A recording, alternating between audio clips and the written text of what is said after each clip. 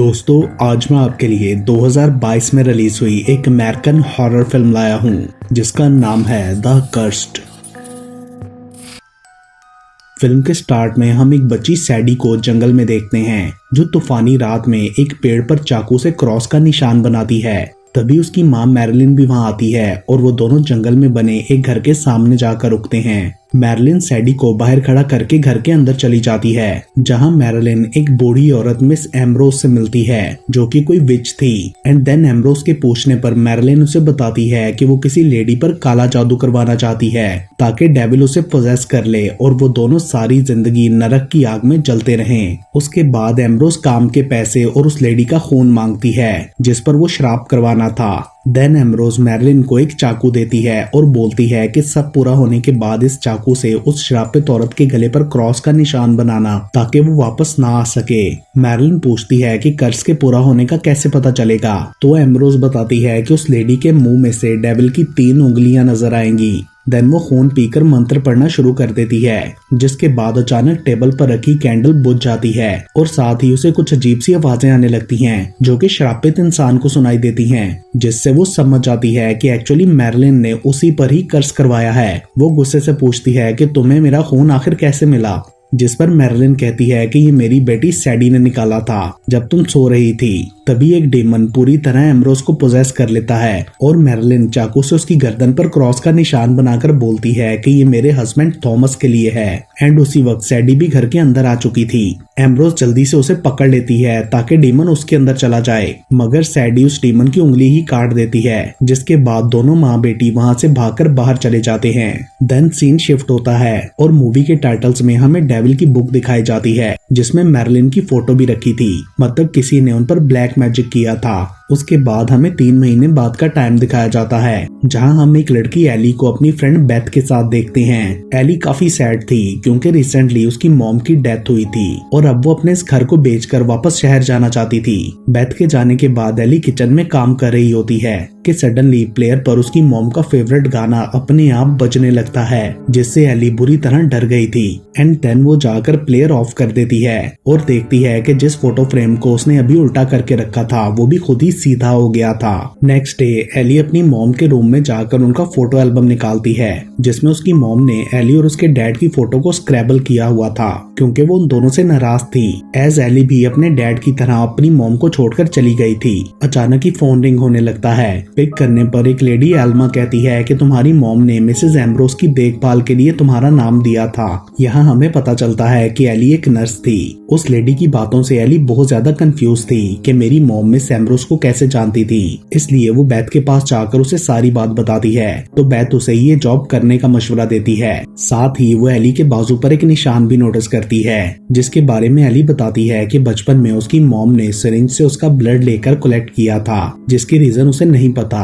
रात को सोते हुए उसी सपने से डरकर एली की आंख खुलती है और वो उठकर बाथरूम जाती है। रूम में किसी के होने का एहसास होता है जिसे एली फील नहीं कर पाती। एंड मुंह धोते हुए भी हम उसके पीछे से किसी को गुजरता हुआ देखते हैं। सडनली उसे अपनी मॉम की आवाज आती है जो उसे बुला रही थी। उसे भयानक शक्ल में उनका भूत भी दिखाई देता है, जिससे एली बुरी तरह डर जाती है। अगली सुबह बेथ एली को किसी साइकियाट्रिस्ट के पास जाने का कहती है। एंड देन सडनली प्लेयर पर दोबारा से वही सॉन्ग प्ले हो जाता है, जिससे वो दोनों घबरा जाती हैं। एली उस घर से निकलने के लिए वो जॉब ऑफर एक्सेप्ट करने का डिसाइड करती है। एंड देन वो दोनों मिस एम्ब्रोज के घर जाने के लिए निकलती हैं। जंगल के बीचों बीच बने उस क्रीपी से घर के बाहर पहुंचकर एली को फील होता है कि वो यहाँ पहले भी आ चुकी है। एंड देन दरवाजे पर उन्हें एल्मा मिलती है जो एली को घर में सब बताकर उसे पेशेंट यानी मिस एम्ब्रोज को दिखाती है जो कि कोमा में थी। एल्मा बताती है कि वो मिस एम्ब्रोज के लिए फर्स्ट क्लास केयर चाहती है, मगर मंडे तक हॉस्पिटल में कोई भी प्राइवेट रूम खाली नहीं है, इसलिए तब तक तुम्हें इनकी केयर करनी होगी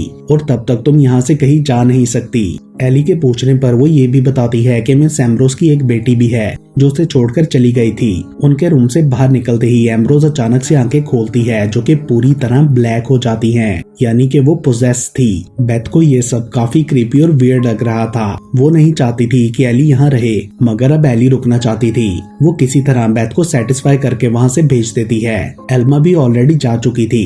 उसके बाद एली एम्ब्रोस के पास जाकर खुद को इंट्रोड्यूस करवाती है और देखती है कि उसकी टांगों पर भी बहुत अजीब से निशान हैं। सडनली मिस एम्ब्रोस आंखें खोलती है और उसके मुंह से अजीब सा ब्लड टाइप स्टिकी लिक्विड निकलता है, जिसे देखकर एली बुरी तरह घबरा गई थी। वो टिश्यू से उसे साफ करती है कि तभी उसे अपनी मॉम की आवाज सुनाई देती है जो उसे बुला रही थी। वो चेक करने के लिए बाहर जाती है जहाँ दूर खड़ी सैडी उसे देख रही थी। रात को बाहर बैठे उसे फिर से अपनी मॉम की आवाज आती है, मगर वो इग्नोर करके अंदर चली जाती है। उसके बाद वो एम्ब्रोस को देखने जाती है जहाँ बैठे उसकी आंख लग गई थी।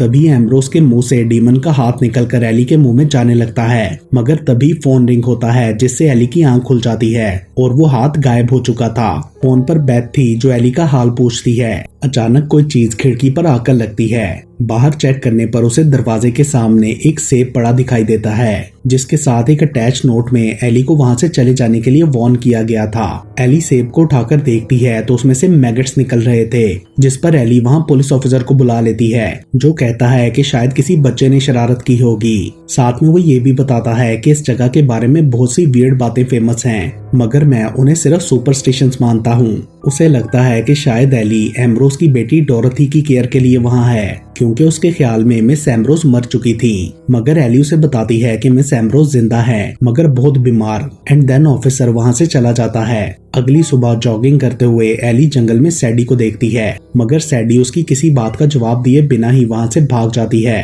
एंड देन बेथ कॉल पर एली को बताती है कि वो एल्मा के बारे में इन्वेस्टिगेट करने की कोशिश कर रही है, क्योंकि वो उसे काफी वियर्ड लगी थी। और साथ ही वो एली को अपना ख्याल रखने और अलर्ट रहने के लिए कहती है। उस रात ब्रश करते हुए एली को ग्राउंड फ्लोर से कुछ अजीब आवाजें आती हैं। एंड देन सोते में भी किसी आवाज से एली की आंख खुल जाती है और वो चेक करने के लिए मिस एम्ब्रोस के पास जाती है तो उसे दरवाजे के बाहर से विस्परिंग सुनाई देती है, जैसे कोई स्पेल पढ़ रहा हो। यहाँ हम एम्ब्रोस के मुंह से फ्लाइज भी निकलती हुई देखते हैं। एली को लगता है कि शायद अंदर डोरथी है, मगर वहाँ कोई भी नहीं था, जिससे एली बुरी तरह घबरा जाती है। देन अगेन सोते में उसे अपनी मॉम का सपना आता है, जो इसी घर के बाहर पेड़ से लटक कर एली को एप्पल्स मारते हुए कह रही थी कि वो उसे नहीं छोड़ेंगी। डर से एली की आंख खुल जाती है। तभी उसे अपनी टांगों पर कुछ निशान भी दिखाई देते हैं। दूसरी तरफ बेथ के डैड मिस एम्ब्रोस और डोरथी के बारे में तो कुछ इन्फॉर्मेशन निकलवा लेते हैं, मगर उन्हें एल्मा के बारे में कुछ पता नहीं चलता। किसी ने भी उसका नाम तक नहीं सुना था। वो बताते हैं कि उस जगह के बारे में बहुत वियर्ड बातें फेमस हैं, इसलिए तुम्हें एली को फौरन वहां से निकाल लेना चाहिए। उधर एली से मिलने मैरलिन और उसकी बेटी सैडी आते हैं। मैरलिन सैडी को एली से अपोलोजाइज करवाने के लिए लाई थी, क्योंकि उसी ने ही उस रात एप्पल के साथ वो नोट फेंका था। मैरलिन एली से कहती है कि तुम्हें यहाँ नहीं होना चाहिए, मैं तुम्हें बस स्टेशन तक छोड़ देती हूँ। वो ये भी कहती है कि एम्ब्रोस असल में मर चुकी है, अब अंदर रूम में सिर्फ एक डीमन है। एली को उसकी बात पर यकीन नहीं आता, तो मैरलिन बोलती है कि मैंने ही उन दोनों को एक साथ हेल में कैद किया था। अब डोरथी अपनी माँ को वहाँ से निकालना चाहती है, मगर इसके लिए उन्हें एक यंग बॉडी चाहिए जो कि तुम हो। उन्होंने तुम्हें इसीलिए यहाँ बुलाया है। मगर एली सब पर बिलीव ना करते हुए पुलिस को बुलाने की धमकी देती है और बोलती है कि तुम्हारी बेटी ने मेरा फोन चुराया है, जिस पर मैरलिन कहती है कि मेरी बेटी चोर नहीं है, वो तुम्हें वार्न करने आई थी। एली पूछती है कि ये बोलती क्यों नहीं। तभी सैडी अपना मुंह खोलकर दिखाती है कि उसकी टंग नहीं है। ये देखकर एली को बहुत बुरा फील होता है। दूसरी तरफ बेथ लाइब्रेरी जाकर मिस एम्ब्रोस के बारे में सर्च कर रही होती है। मैरलिन एली को बताती है कि सैडी की टंग पैदाइशी नहीं थी। डॉक्टर्स का कहना था कि वो वॉर्म के अंदर ही च्यू हो गई, लेकिन मैं जानती हूँ कि जिसने भी वो खाई वो अभी भी सैडी के अंदर है, मतलब के डीमन। एंड वो बताती है कि एक बार मेरा हस्बैंड थॉमस डोरथी के प्यार में पड़ गया था और फिर जब उसने डोरथी को छोड़ा तो वो दुखी होकर इस जगह से भाग गई। देन पीछे मिस एम्ब्रोस ने बदला लेने के लिए थॉमस और उसके होने वाले बच्चों पर स्पेल कर दिया, इसलिए सैडी ऐसी पैदा हुई, अकर्स्ड। दूसरी तरफ हम देखते हैं कि लाइब्रेरी में एल्मा बेथ पर नजर रखे हुए थी। वो मिस एम्ब्रोस और डोरथी की हिस्ट्री पढ़कर बुरी तरह घबरा गई थी और अब वो जान चुकी थी कि एल्मा ही असल में डोरथी है। एली को स्पेल और ब्लैक मैजिक पर बिलीव नहीं था, तो मैरलिन कहती है कि हमें भी पहले यकीन नहीं आता था, लेकिन हमारी दूसरी बेटी लिली पैदा होने के हफ्ते बाद ही मर गई। थॉमस इस सबके लिए खुद को ब्लेम करता था, सो उसने भी यहाँ इसी पेड़ से लटककर अपनी जान दे दी और फिर हमने मिस एम्ब्रोस से अपना बदला लिया, मगर वो अभी तक पूरा नहीं हुआ है। हम जल्द ही इस घर को जला देंगे। एंड देन वो एली को दोबारा वार्न करते हुए वहाँ से चली जाती है। दूसरी तरफ बेथ हॉस्पिटल से पता करती है कि क्या एम्ब्रोस नाम की कोई पेशेंट चेक इन करने वाली है, मगर उसे पता चलता है कि इस नाम की कोई बुकिंग नहीं। बेथ ये सुनकर वरिड होकर फौरन एली के पास जाने के लिए निकलती है। वो बार बार एली का फोन भी ट्राई कर रही थी मगर वो पिक नहीं करती। उधर एली को अगेन अजीब आवाजें सुनाई देती हैं। वो चेक करने के लिए मिस एम्ब्रोस के रूम में जाती है मगर वहाँ कुछ नहीं होता।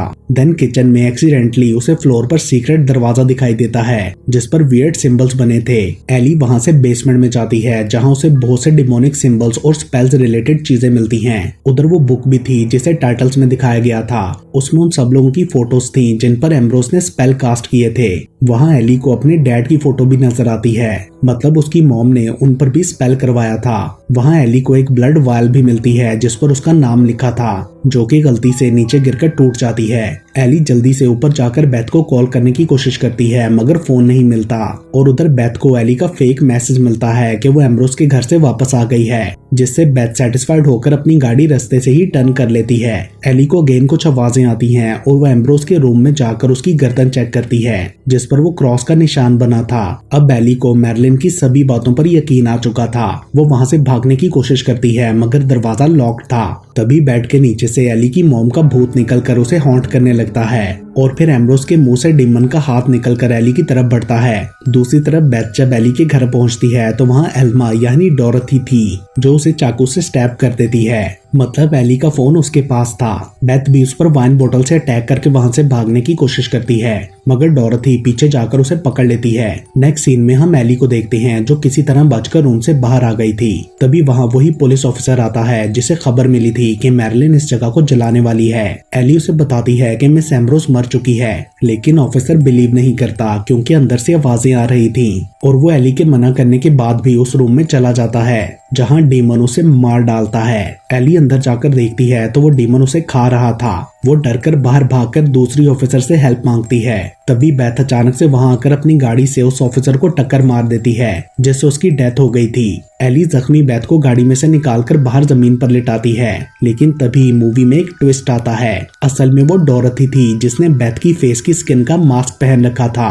वो पीछे से एली को मारकर बेहोश कर देती है। आंख खुलने पर एली खुद को बंधा हुआ पाती है और डोरथी उसका ब्लड निकाल रही थी। साथ ही वो एली को बताती है कि तुम बचपन में अपनी मॉम के साथ यहाँ आई थी। उन्होंने अपने हस्बैंड पर स्पेल कास्ट करवाना था मगर पैसे ना होने की वजह से उसने हमें तुम्हारा ब्लड देकर पे किया जिसे मेरी मॉम ने जरूरत के वक्त के लिए रखा था लेकिन तुमने उसे जाया कर दिया, इसलिए मैंने दोबारा तुम्हारा ब्लड लिया है। तुम्हारी मॉम जानती थी कि ये वक्त जरूर आएगा इसलिए उसने गिल्टी होकर अपनी जान ले ली थी। एली उससे पूछती है कि तुमने बेथ को क्यों मारा मगर डोरथी उसे दोबारा बेहोश कर देती है। अब की बार होश में आने पर वो खुद को एक इन्वर्टेड पेंटाग्राम में लेटा हुआ पाती है जहां साथ में मिस एम्ब्रोस भी थी और डोरथी कोई रिचुअल परफॉर्म करने वाली थी।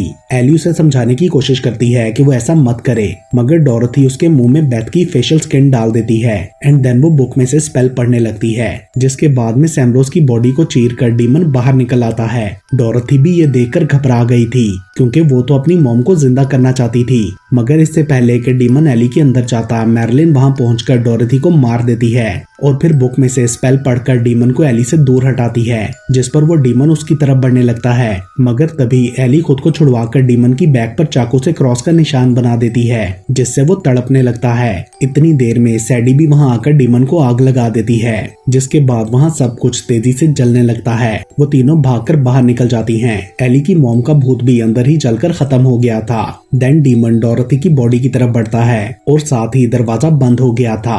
नेक्स्ट सीन में एली अपने मॉम की फेवरेट सीडी को तोड़कर उनकी ग्रेव के पास रख देती है एंड देन हम उसे हॉस्पिटल में देखते हैं जहां बर्न वार्ड में जाने पर उसे सामने डोरथी दिखाई देती है जो कि एली की मॉम का फेवरेट सॉन्ग गा रही थी और सब पेशेंट्स वहां पर हैंग थे। मतलब डोरथी तब मरी नहीं बल्कि बेहोश हुई थी और वो डीमन अब उसके अंदर था। ये देखते हुए एली बुरी तरह शॉक्ड होकर चीखने लगती है और इसके साथ ही ये मूवी यहीं पर खत्म हो जाती है।